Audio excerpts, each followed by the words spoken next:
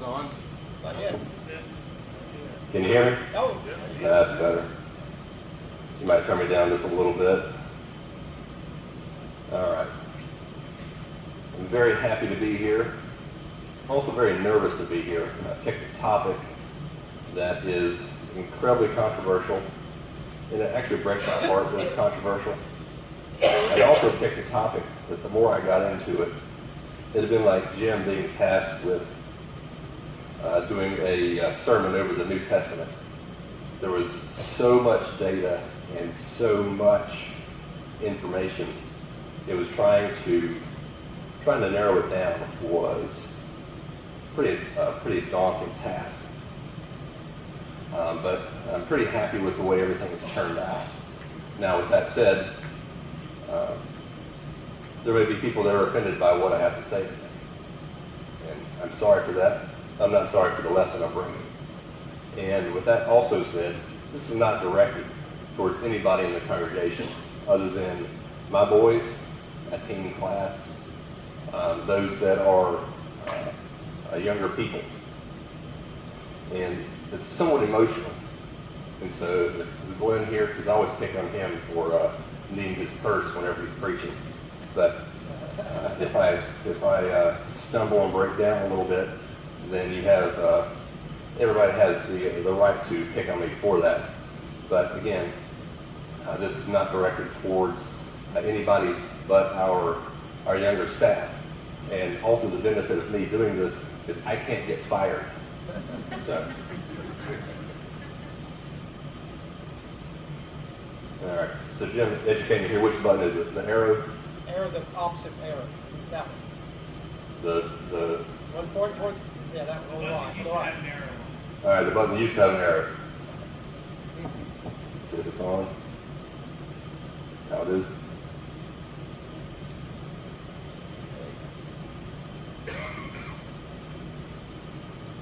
It's what Jeff read for us.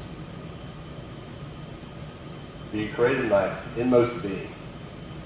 You knit me together in my mother's womb. I praise you because I am fearfully and wonderfully made. So let's start at the beginning. Everybody recognize the name or the picture? A very controversial figure. Margaret Sanger. Here's a little bit about it. Again, this is a topic that we could go into for hours. But she opened one of the world's first birth control clinics. Actually, it was the first, as far as my research said, in New York City in the 30s and 40s. And she was a leading advocate for eugenics. And eugenics is not a topic that's really talked about much anymore. At that particular era, it was very much a hot topic. But she is reported to have said, morons, mental defectives, epileptics, illiterates, paupers, unemployables, criminals, prostitutes, and dope fiends ought to be surgically sterilized. If they wish, she said, such people should also be able to choose a lifelong segregated existence in labor camps. All right, so that was kind of the heart of the eugenics movement of let's cleanse our society of these undesirables. So morons, mental defectives, epileptics, illiterates, unemployables, criminals, dope fiends. Had she had her way, Tennessee would never field a football team. That's the end of my jokes for this particular one, and I was honestly surprised that I was able to fit one in for this particular topic.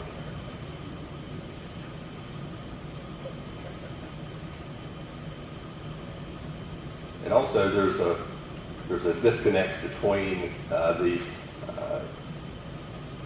PowerPoint that I've got and the PowerPoint that's on this machine. So the slide's blank. So I'll just read what I had written. And this also goes to show anybody who does a presentation, make sure you've got a printout of it. So anybody in high school or in college, make sure that you've got backup props for any time you're public speaking. But one of Margaret Sanger's creations was the Birth Control Federation of America. And part of that was called the Negro Project. Now, this is a often misquoted quote of hers, and I take it for what it's worth. It's oftentimes shown as a, well, let me read it, and you'll understand why it's misquoted. As part of the Negro Project, it was, the minister's work is also important, and also he should be trained, perhaps by the Federation, as to our ideals and the goal that we hope to reach. We do not want word to go out that we want to exterminate the Negro population. And the minister is the man who can straighten out that idea if it ever occurs to any of the more rebellious members. That's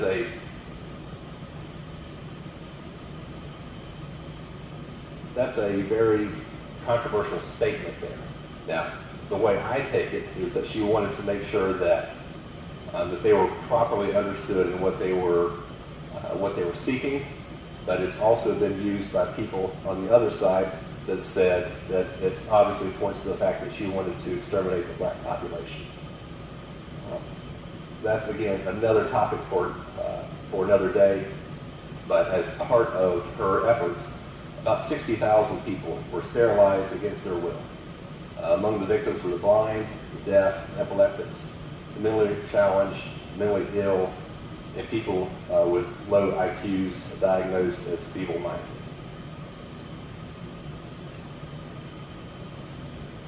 So we move on. Who knows what this is? But I recognize this building. That's the Supreme Court. All right, in 1973, that's the Supreme Court case of Roe versus Wade took place. And in that ultimately, in a roundabout way through a liberal court, said that through the 14th Amendment that it was okay to have an abortion. So it was Jane Roe versus Wade. Jane Roe was an alias because the girl was quite young. Her name was Norma McCorvey.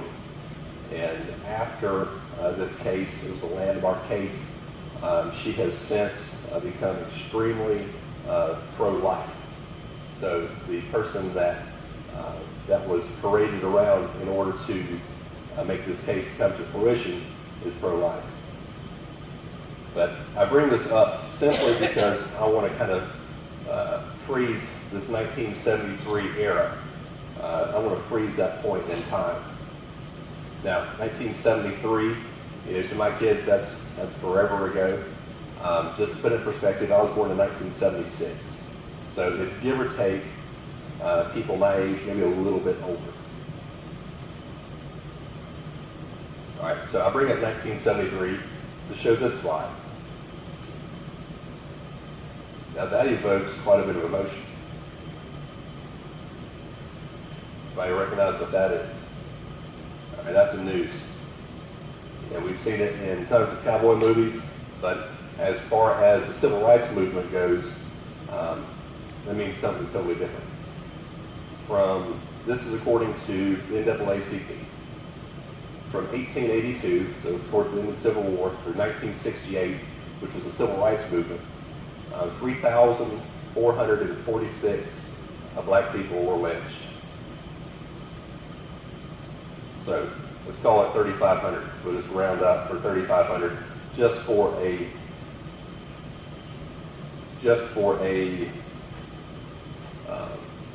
point of reference. So 3,500 from 1882 to 1968. Right, here's a map of the United States.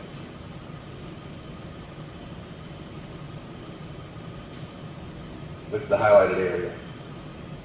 More or less, that is the population of those, how many states is that? 7 states? 17,936,588. And I don't know why I went to that many. 588, that's a pretty exact number. What is that number? More or less, and that number's rising even as I'm speaking. That's the number of black babies that have been aborted.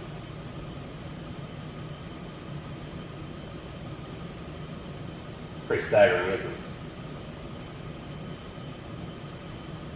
Now, why do I bring that up? Well, let's look at some of the rates. It's a 3-to-1 rate versus white people. Out of, let's see, every thousand pregnancies, 420. So while white people outnumber our black brothers and sisters 5-to-1, black population has a 3-to-1 rate versus white people.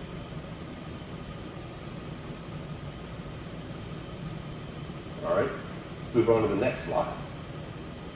Again, blank. This is all abortions in this country since Roe versus Wade. More or less 60 million. So imagine if an atomic bomb went off in Charlotte. Would that be national news? What if an atomic bomb took out North Carolina? What would happen? Well, we'd turn some country into glass. Randy now we'd have to redo maps on Monday. That country would no longer exist.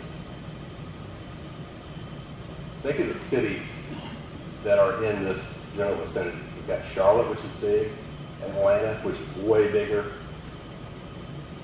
Nashville, St. Louis, gone. All right, let's zoom out even more. I think the animation works here. All right, since 1980, let's call it 5 billion people disappeared. It's staggering. This year, about 29 million. Assuming I'm up here for 20 minutes, 1,500 people are going to vanish. So let's put that in perspective. The world population, give or take 7.4 billion. 1.4 billion are not here.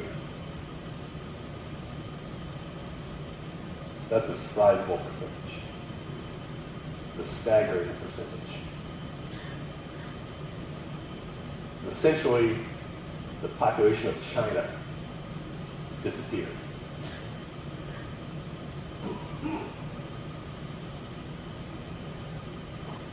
All right.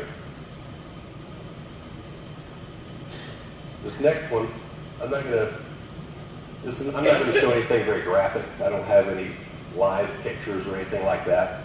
There are thousands of them on the internet if you want to know what it looks like.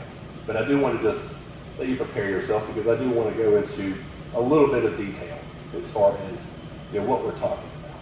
Because it's important for our children to understand what it is that we're talking about. We are not talking about getting a flu shot. We're not talking about going and having some benign surgery.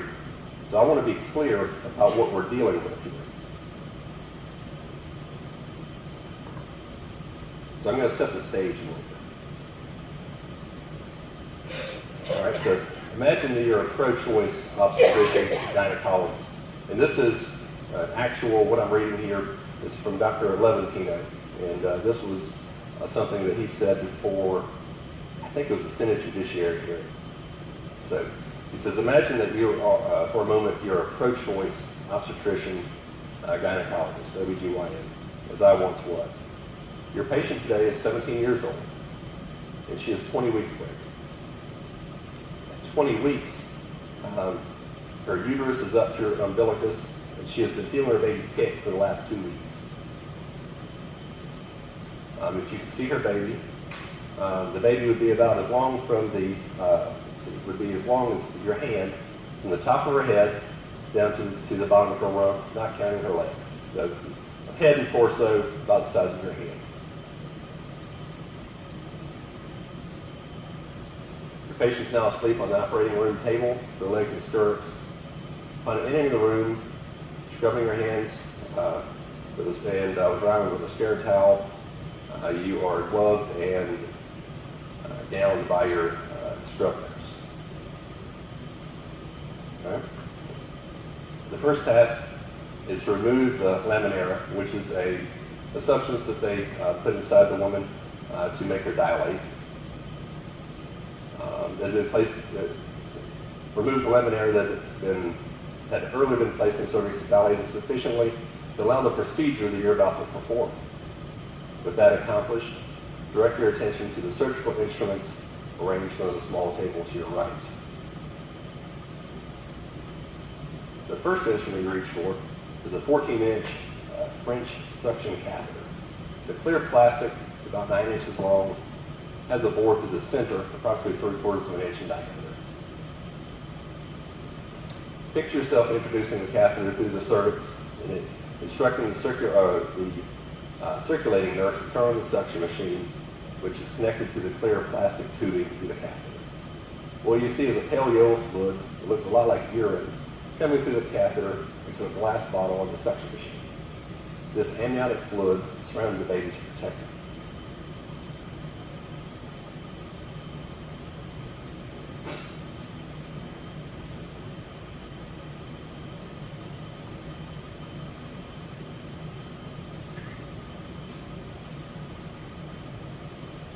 Now look for the sofa clamp. This instrument is about 13 inches long, made of stainless steel.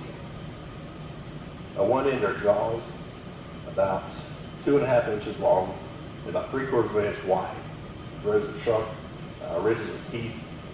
The instrument's made for grasping and crushing fish. It doesn't let go when it gets hold of something.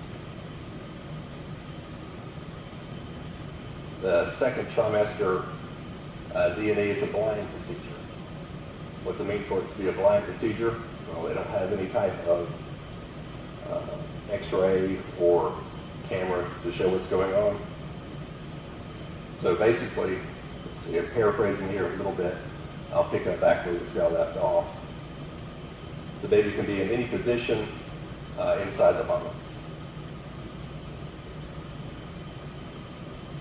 So picture yourself reaching in with the clamp, grasping anything you can. 20 weeks, the uterus is thin, so you have to be careful not to perforate or puncture the walls and hurt the mother. Once you've grabbed something, you squeeze on the clamp, set the jaws, and pull really hard. Feel something pop. Out pops an arm or a leg about 5 inches long. Reaching again, grasp whatever you can. Out pops something else. Reaching again, tear out spine, intestines, parts of the lungs. Toughest part is extracting the head. At this age, the baby's head's about the size of a plum. It's now free floating inside. It's very hard for them to find it. Then they grab it. He says you can pretty sure you've got a hold of it whenever the clamp is spread as far as your fingers will allow. You crush down on it. The pure white gelatinous material comes out of the cervix, which is the baby's brains. You extract the skull in pieces. If you have a really bad day, like I often did, a little face and you come out and stare back at you. Congratulations, you've successfully performed a suction DNA abortion. You just affirmed her right to choose and made $600 cash in 15 minutes.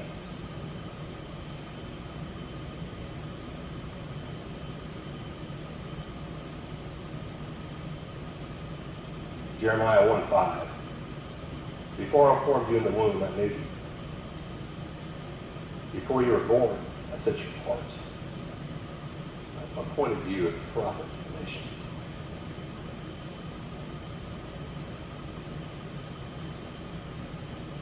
This is just another type of injection abortion. But basically it is put a drug into the syringe, stab it to the baby, and the baby slowly dies over the course of a few days, and then the mother gives birth to her stillborn child.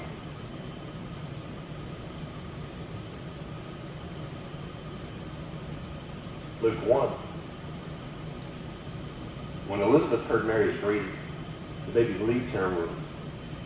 And Elizabeth was filled with the Holy Spirit, saying, as soon as the sound of your greeting reached my ears, the baby in my womb leaped for joy. The last one's the most horrible. I won't dwell on it too long. Thankfully, this has been banned. This was what was known as the partial birth abortion. And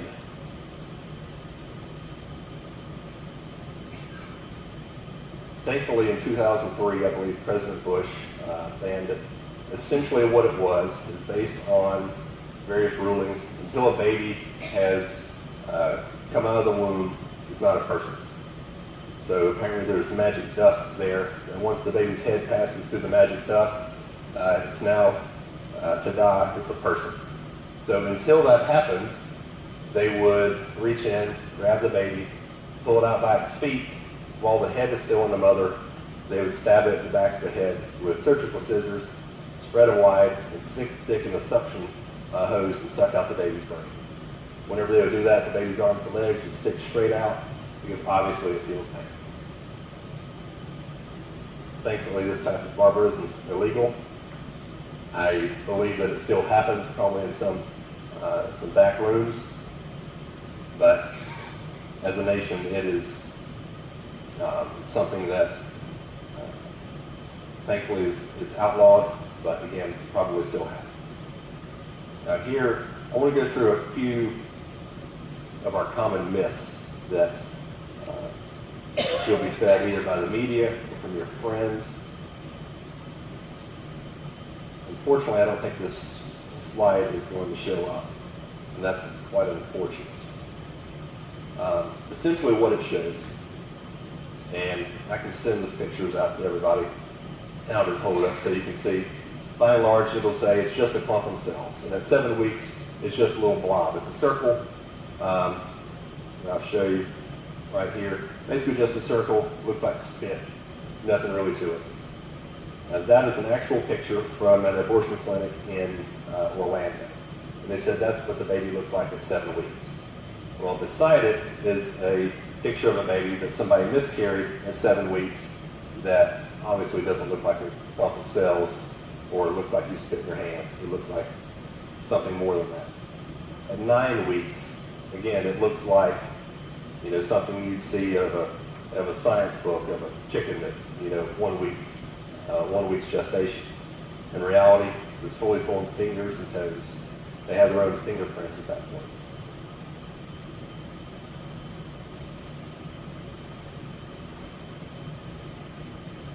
All right, myth number 2. We have to have abortion in cases where the life of the mother is in danger. I brought this up in my class last week. We talked about it for just a couple of minutes at the end of class. It came up. All right, let's see what people smarter than me have to say about that. All right, Everett Koop. Everybody remember Everett Koop, the beard, kind of like Smitty? He was Ronald Reagan's Surgeon General. This is what he said. Protection of the life of the mother is an excuse for an abortion, as an excuse for an abortion is a smokescreen.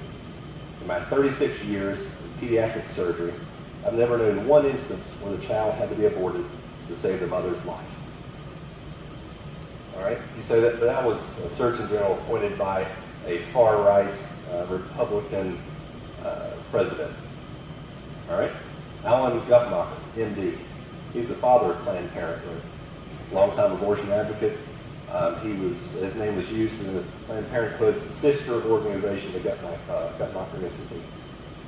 What he said: today it's possible for almost any patient to be brought through pregnancy alive, unless she suffers from a fatal illness such as cancer, leukemia, and if so, abortion would be unlikely to prolong, much less save the life.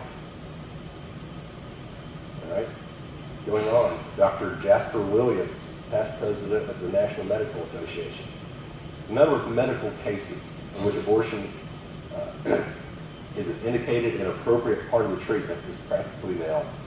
Since 1953, I have never seen a patient die who died because she needed an abortion and it could not be afforded. From a physician who supports legalized abortion and has performed abortions for decades.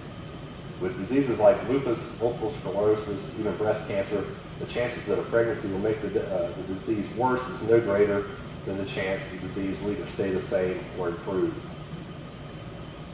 From Mary Calderon, MD, a medical director for Planned Parenthood. It's hardly ever necessary today to consider the life of the mother as threatened by pregnancy. This comes from an OBGYN who performed abortions but later became president of the American Association of Pro-Life OBGYNs. In conclusion, although serious threats to health can occur, there's always a life-affirming way to care for mother and baby, no matter how bleak the prognosis. Moving on, 5 of Ireland's top gynecologists in 1992, we affirm that there's no medical circumstances justifying direct abortions. That is, no circumstances in which the life of the mother may be saved by directly terminating the life of her unborn child. And the last one, Dr. Jaime Gordon, Director of Medical Genetics at the Mayo Clinic in Rochester, Minnesota. In more than 25 years now of medical practice, I have come to learn that if a woman is healthy enough to become pregnant, she is healthy enough to complete the term. In spite of heart disease, liver disease, almost any disease, as far as I'm concerned, there are no medical indications for terminating a pregnancy.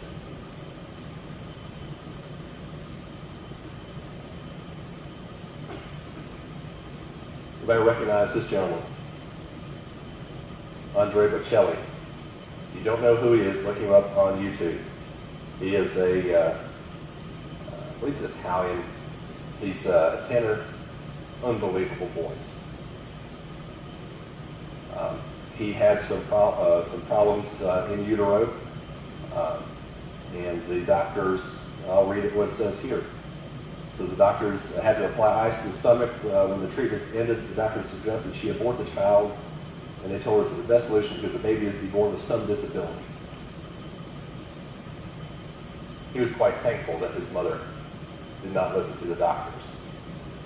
He was born, he had some problems with his eyesight. I think he had some pretty severe glaucoma, and then he later lost his vision playing soccer as a young child. But to listen to him sing, it's unbelievable.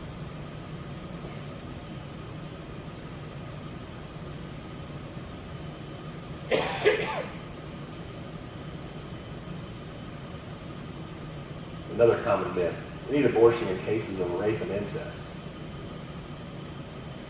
We talked about this in class. Now, from a statistics point of view, again, this is a red herring.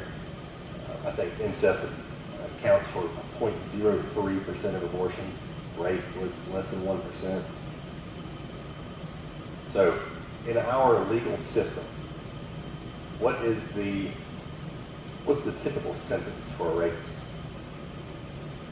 You ever think about that? They're going to go to prison. 20 years, 30 years. They're truly horrible, maybe more. What's the sentence that gets handed down to the child? They get the death penalty. Deuteronomy 24, verse 16 says, "Fathers shall not be put to death for their children, nor shall children be put to death for their fathers. A person shall be put to death for their own sin." Where's this baby's sin?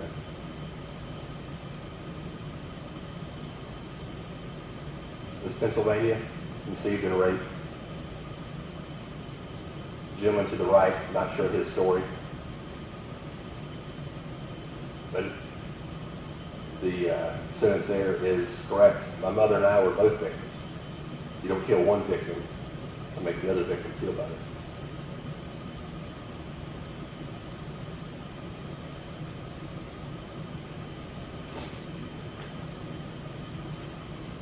Next myth. I'm not allowed to have an opinion because I don't have a uterus. Hopefully this picture shows up. Let's see if it does.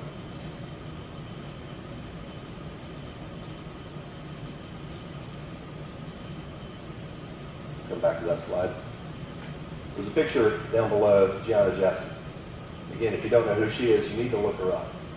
She is, let me just read a little bit. I've got some time.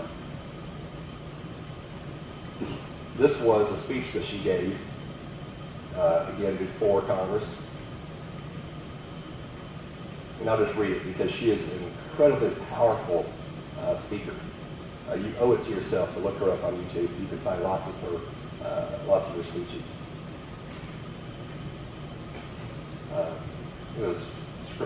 Scroll down a little bit through to where she starts speaking. She says, I wish to appeal not only to those present within the chamber today, but to my nation. We're here to discuss infanticide. I'm greatly troubled that this hearing is even necessary, and there are such laws preventing infanticide must be constructed in the United States of America at all. Many Americans have no idea that babies can live through abortions and are often left to die. But this does happen. I know this because I was born alive in an abortion clinic after being burned in my mother's womb for 18 hours. As a backstory, she was through a botched saline abortion. She's give or take about my age. Says my medical records clearly state the following: born during saline abortion, April 6, 1977, 6 a.m., 2.5 pounds. Apart from Jesus himself, the only reason I'm alive is that the abortionist had not yet arrived to work that way. Had he been there, he would have ended my life by strangulation, by suffocation, or simply leaving me there to die. Instead, I lived, and I had the gift of cerebral palsy as a direct result of the lack of oxygen to my brain while surviving the abortion. By the grace of God, in my case, a nurse called the ambulance and had me transferred to the hospital. That nurse saved my life, and I'm profoundly grateful to her for this. Those who wish to justify such unspeakable evil, such as leaving a baby without proper medical care to die, have become masters of the manipulation of language, intimidation, and defaming their opponents to achieve their wicked aims. As a nation, we are continuously exchanging the truth for a lie. We have neglected our soul.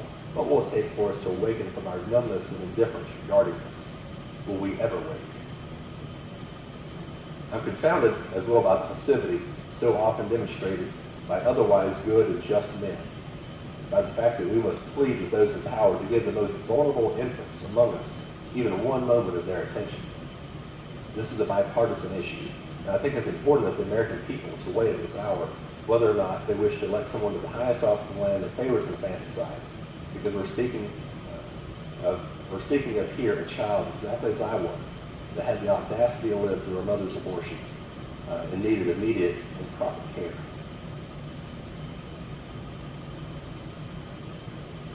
I have faced the consequences of our choices as a nation as evidenced by my cerebral palsy.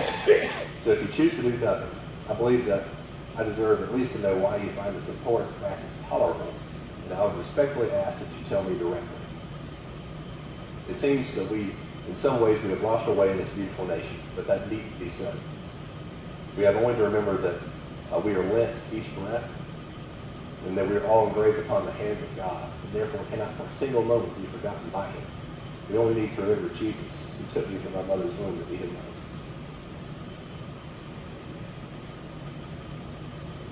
And with the picture I had up here, there was another quote from her as she addressed, I believe it was the Australian Parliament.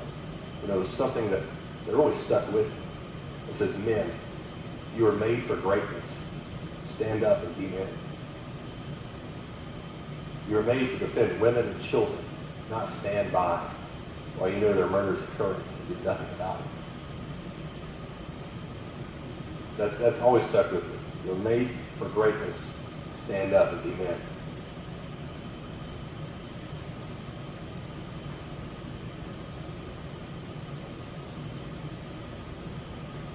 This is a common phrase that you'll see at various rallies. You'll see it on TV.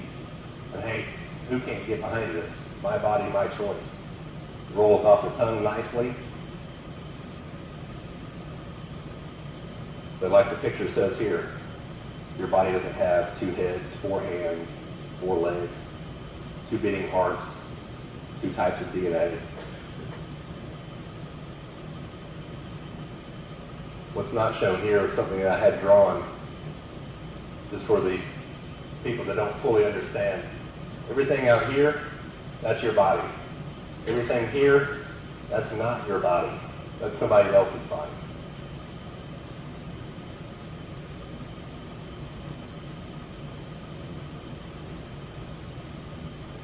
Does God forgive those who've had abortions? Absolutely. There's not a sin that we can commit that we cannot be forgiven. Ephesians 1, verse 7. In him we have redemption through his blood, the forgiveness of our trespasses, according to the riches of his grace. Even I, am one who wipes out your transgressions for my own sake. Now remember your sins no more.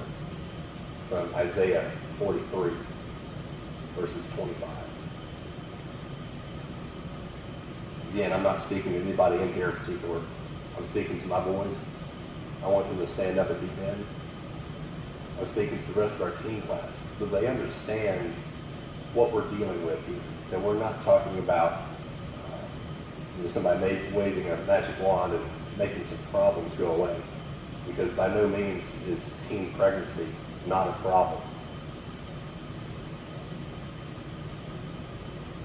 So I just wanted people to understand, especially our young folks, to fully grasp what it is in taking someone's life. Now, with that said, do I know people that have had abortions? I probably do, and I probably don't know it. You probably do. You probably don't know it. The fact that I think in New York City, I'm remembering the stat from memory, I don't have it written down, but I believe it was 50% of pregnancies ended in abortion, at least in some of the lower income communities.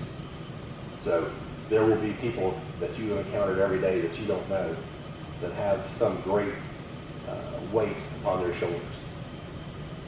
And again, that's another topic that we could talk about at length for hours, is the psychological, the various weight of those decisions that people have made. I'm told that I've got a friend that whenever she fell away from the Lord for a period of time, had an abortion. I don't know who it is. It was a preacher friend of mine. Mentioned that to me whenever I told him what I was going to be talking about. I have no idea who it is. But it's going to be something that weighs in her until she grows cold. By the same token, that same preacher, the doctors advised his wife to abort their second child because she had such grave medical issues. She was born, not a single medical issue, 0 medical issues. She's graduated from college this year. Got another friend who's a preacher in Cincinnati. His daughter has some pretty significant physical and mental issues. And there's not a day that goes by that he would, let me see if I phrase this properly. There's not a day that goes by that he wishes that they had chosen. The fact that he's got that burden, it's not a burden to him. He loves his daughter and he takes care of her. And he wouldn't wish it any other way. So in summary, my body, my choice. If there's anybody that could say that, it's Christ. That concludes my lesson. If there's any sins that are weighing on you, it doesn't have to be a sin that's this heavy. But no matter what, Christ gave his body. He gave his blood for us. It was his choice. Before the foundation of the universe was set, this choice was made. At this time, if there's anything that's weighing you down, please come forward while we stand and sing.